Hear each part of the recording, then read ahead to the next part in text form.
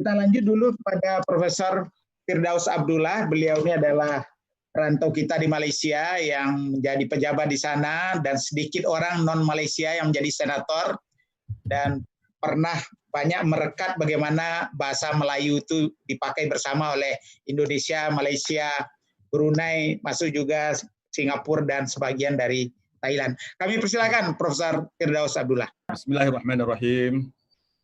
Terlebih dahulu terima kasih Bapak Profesor Fazli.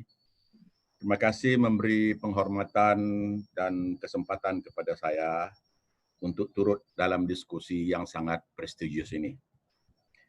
Semoga penyertaan kita bersama dalam diskusi atau dialog ini, sama ada sebagai pembicara atau sebagai pendengar, akan diberkati oleh Allah Subhanahu wa Ta'ala dan pahalanya akan juga dilimpahkan kepada orang-orang tua kita, terutama yang telah meninggal dunia.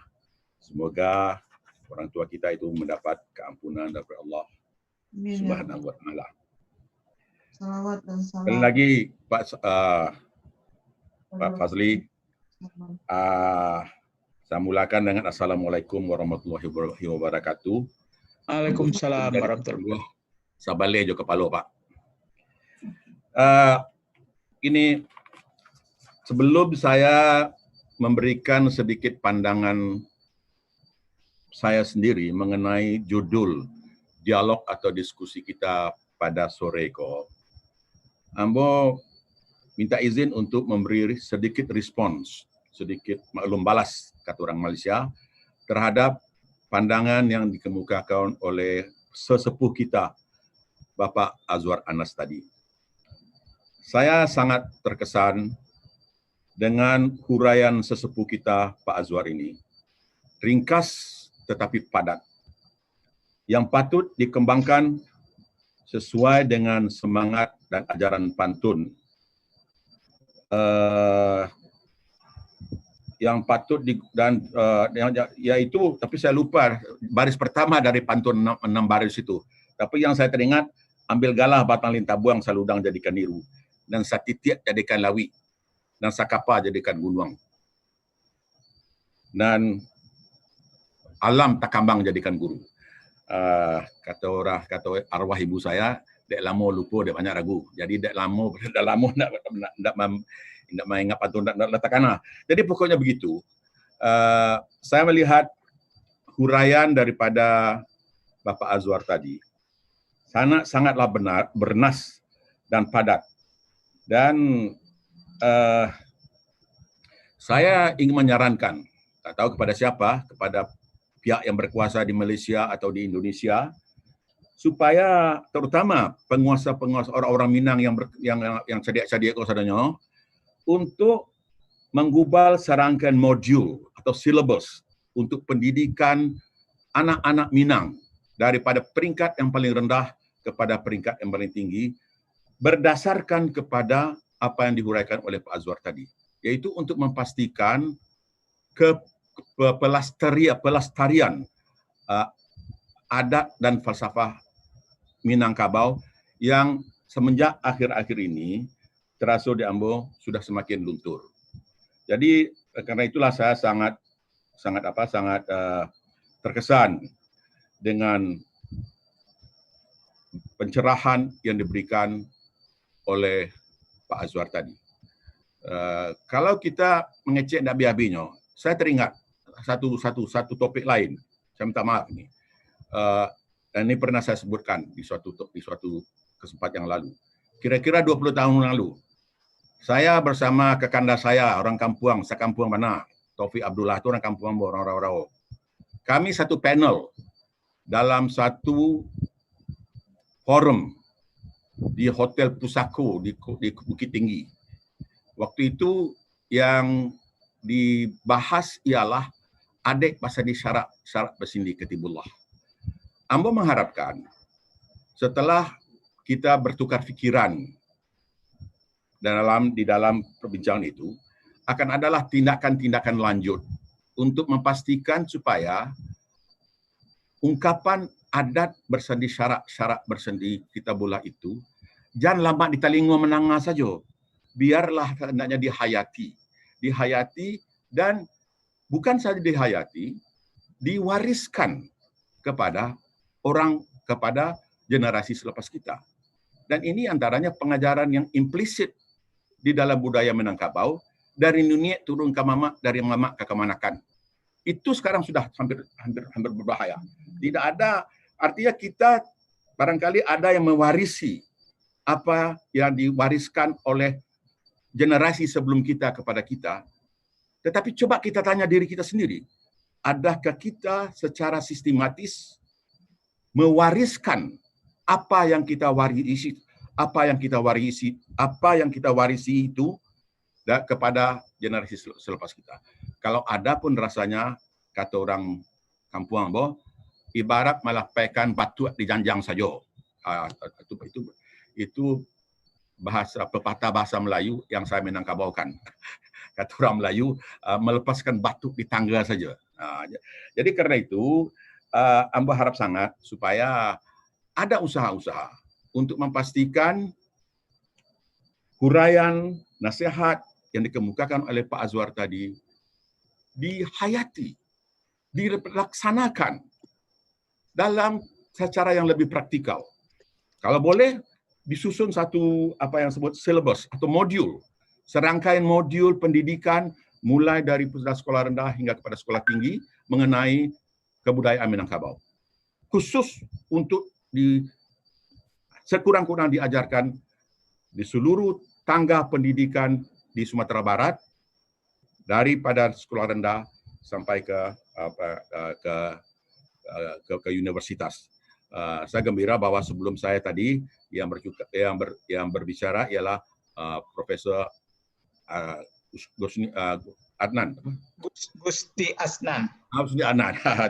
Itu sahabat lama, lupa. Jadi barangkali ada usaha-usaha ke arah itu. Jadi, tetapi selain dari itu, dan seperti saya kira apa yang dikemukakan oleh Pak Azwar tadi memang adalah banyak mutiaranya. Tapi selain dari itu, saya tidak dapat menahan menahan emosi, bukan emosi lah. Artinya menahan keinginan untuk memberi sedikit respons kepada Pak Taufik. Pak Taufik itu orang kampung Udam. Tapi bukan mengenai beliau, tetapi mengenai satu aspek yang disebut beliau di dalam huraiannya tadi, yaitu mengenai kerosakan bahasa Minangkabau karena ditulari oleh bahasa Indonesia yang sudah rosak dengan akronim yang saya kira benar-benar merosakkan. Kalau sekiranya Marah Rusli masih hidup, Abdul Muiz masih hidup, Hamka masih hidup, rasanya macam makam tidak pasal melado orang tu melihat apa yang terjadi kepada bahasa Indonesia sekarang yang penuh dengan akronim yang tak tentu, yang tidak mempunyai sistematik, tidak mempunyai sistem untuk menciptanya. Dan ini saya kira adalah tanggung jawab orang Minangkabau sebagai pewaris kepada satu kebudayaan tinggi. Kalau bahasa Indonesia akan dirosakkan sekarang, dan kerosakan itu sudah menular kepada bahasa Minangkabau, itu adalah tanggung jawab cendekiawan Minangkabau sedua. Itulah sekedar untuk walaupun saya ya halo Pak. Ya. Itu baru intronya Pak. Oke, 2-3 menit lagi, silakan Pak. Ada 5 menit. 5 menit. Jadi begini, yang judul kita sore ialah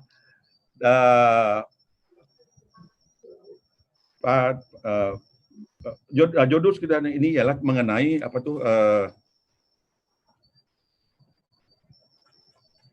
mengenai ada saya catat mengenai mana tadi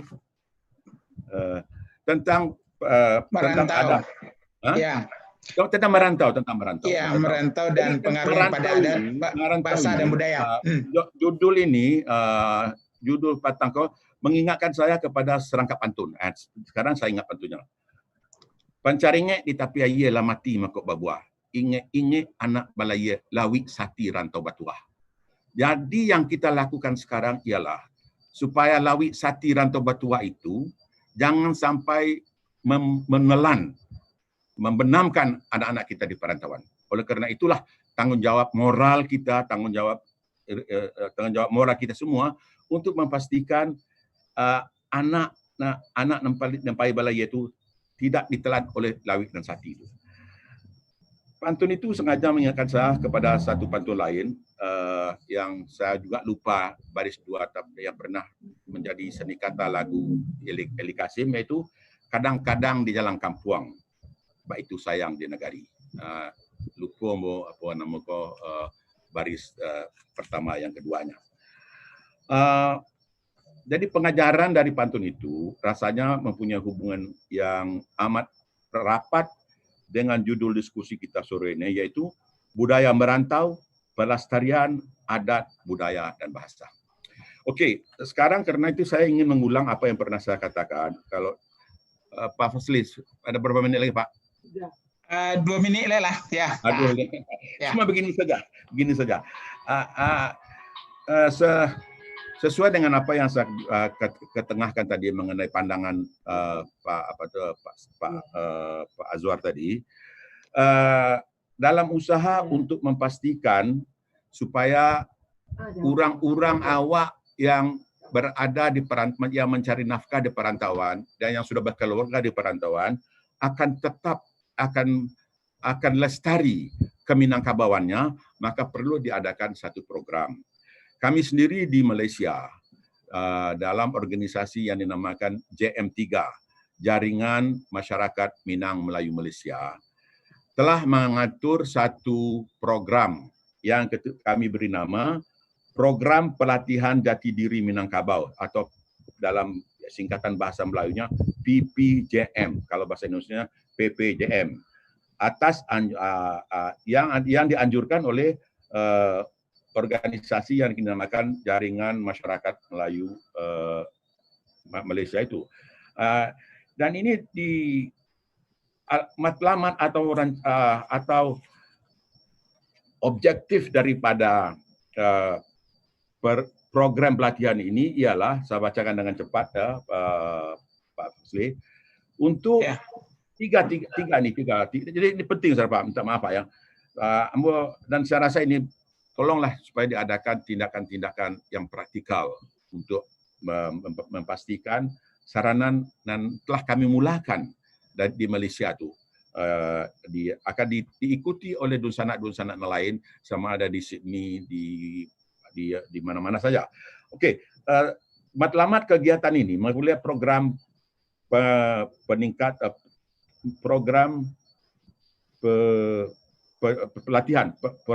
pelatihan jati diri Minangkabau ini ada 3 matlamatnya. Pertama, untuk menanamkan rasa kecintaan dan penghargaan para remaja keturunan Minangkabau terhadap keindahan Minangkabau, tanah leluhur mereka dengan bukit bukau, danau-danau, ngarai dan lembah, sungai-sungai dan air mancur, sawah-sawah dan ladang-ladang berjenjang, serta jalan-jalan berkelok dan berliku, anugerah terbaik dari Allah Subhanahu wa taala yang jarang ada di tempat lain. Itu adalah sebahagian daripada baris-baris puisi yang pernah saya tulis mengenai Minangkabau. Ya. Kedua, untuk memahami sejarah Minangkabau secara am dan mengetahui tokoh-tokoh besar Minangkabau masa lalu, terutama di bidang agama, politik, kesusastraan, ekonomi, dan perdagangan. Tadi Pak Taufik telah menjelaskan kepada kita tentang betapa sumbangan tokoh-tokoh Minangkabau di dalam pembangunan mental, pembangunan spiritual, dan pembangunan politik Indonesia. Dan saya kira remaja-remaja Minangkabau, di mana saja mereka berada, di Indonesia atau di Malaysia atau di mana saja, perlulah diperkenalkan mengikut tahap-tahap pendidikan masing-masing terhadap tokoh-tokoh besar Minangkabau itu. Dan ketiga, Pak penghabisan. Dan ketiga, untuk mengetahui setidak-tidaknya, objektif yang ketiga, untuk mengetahui setidak-tidaknya secara umum pegangan dan pedoman hidup masyarakat Minangkabau yang berdasarkan hidup bersendi adat bersendi syarak bersendi kitabullah. Sehubungan dengan itu, para peserta Sebuah dengan itu, para peserta akan diajarkan beberapa patah petiti, mamang, perumpamaan yang ada kaitannya dengan pembentukan watak Minangkabau yang unggul itu. Kesimpulannya, kandungan kegiatan ini dapat dirumuskan sebagai 3 perkara, yaitu pelancongan, pengetahuan, serta kebudayaan atau adat. Dan sekaligus ekonomi sifatnya. Sekaligus semuanya akan dapat menyumbang terhadap pembinaan watak dan jati diri serta pandangan hidup atau world view para peserta. Dengan demikian, amalan pulang Basamo Salamoiko yang lebih bersifat nostalgia dan hanya untuk pelancongan, untuk masa kehadapan mestilah ditingkatkan dan diperkaya dengan masukan-masukan atau input yang bersifat budaya, pengetahuan, dan kemasyarakatan yang sekaligus dapat meningkatkan pengetahuan budaya dan solidariti sosial. Ini akan dapat dianggap sebagai salah satu usaha menggali kembali dan memasyarakatkan serta melestarikan warisan budaya Minangkabau, terutama di kalangan angkatan muda, yang dapat juga dijadikan panduan untuk dusanak-dusanak yang mengurus surau di sini itu. Terima kasih atas kesempatan yang diberikan. Terima kasih banyak. Terima kasih, Pak. Ya, terima kasih banyak Prof. Firdaus Abdullah.